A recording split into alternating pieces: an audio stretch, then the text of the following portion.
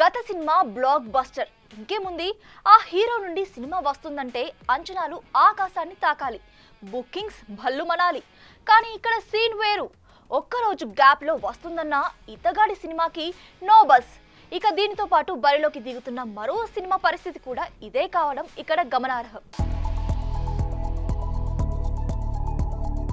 మదరాసి అమరన్ వంటి solid hit తర్వాత శివకార్తికేయన్ నుండి వస్తున్న సినిమా ఘాటి. దాదాపు 2 ఏళ్ల తర్వాత అనుష్క సిల్వర్ స్క్రీన్ పైకి ఎంట్రీ ఇస్తున్న సినిమా.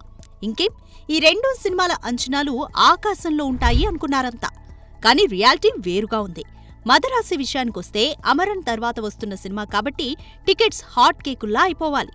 సోషల్ మీడియాలో హంగామా కనిపించాలి. కానీ కనిపిస్తున్న సీన్ వేరు. ప్రమోషన్లు అయితే చేస్తున్నారన్న మాటే కానీ బుకింగ్స్ లో ఆ జోరు కనిపించట్లేదు. వరుస డిజాస్టర్లను చూస్తున్న మురుగదాస్ ఈ సినిమాతోనైనా కంబ్యాక్ ఇవ్వాలని ఫిక్స్ అయినా బుకింగ్స్ చూస్తుంటే కష్టమే అనిపిస్తుంది. ఆ మధ్య మురుగదాస్ మాట్లాడుతూ తమిళ డైరెక్టర్లు కేవలం జ్ఞానం ఇవ్వడానికే సినిమాలు తీస్తారని, అందుకే 1000 కోట్ల గ్రాసర్ మా దగ్గర లేవని చేసిన కామెంట్స్ ఇతర భాషల్లో బుకింగ్స్ పై ఎఫెక్ట్ చూపినట్టే కనిపిస్తోంది. ఇక తనదైన మ్యూజిక్ తో సినిమా రేంజ్ ని అమాంతం పెంచే అనిరుద్ కూడా ఈ సినిమాకి తేలిపోవడం గమనార్హం. మరి most awaited heroine Rukmini Vasanth చేస్తున్న వరుస ప్రమోషన్స్ అయినా సినిమాని గట్టెక్కిస్తాయా చూడాలి. ఇక ఘాటి విషయానికొస్తే మద్రాసి కన్నా కాస్త బెటర్ పొజిషన్ లో ఉన్నప్పటికీ స్వీటీ రేంజ్ కి అది సరిపోదన్నది వాస్తవం. క్రిష్ ఎడాపెడా ఇంటర్వ్యూస్ ఇచ్చేస్తున్నప్పటికీ అనుష్క కనిపించకపోవడం కొట్టొచ్చినట్లుగా కనిపిస్తోంది.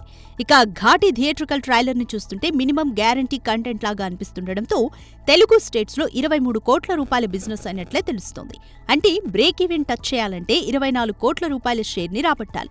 ఈ లెక్కన మొదటి రోజే తెలుగు రాష్ట్రాల ప్రేక్షకులు 5 కోట్ల వసూళ్లు కురిపించాలి. కానీ ఇప్పుడు కనిపిస్తున్న బుకింగ్స్ ని చూస్తుంటే ఆ రేంజ్ వసూళ్లు కష్టమే అనిపిస్తుంది. మరి ఓవరాల్ గా 52 కోట్ల బిజినెస్ చేసుకున్న ఈ సినిమా అంచనాలు అందుకుంటుందా లేక అడ్డంగా పోస్తుందా అన్నది రేపటికి తేలిపోతుంది. For more videos like this, subscribe Big TV channel.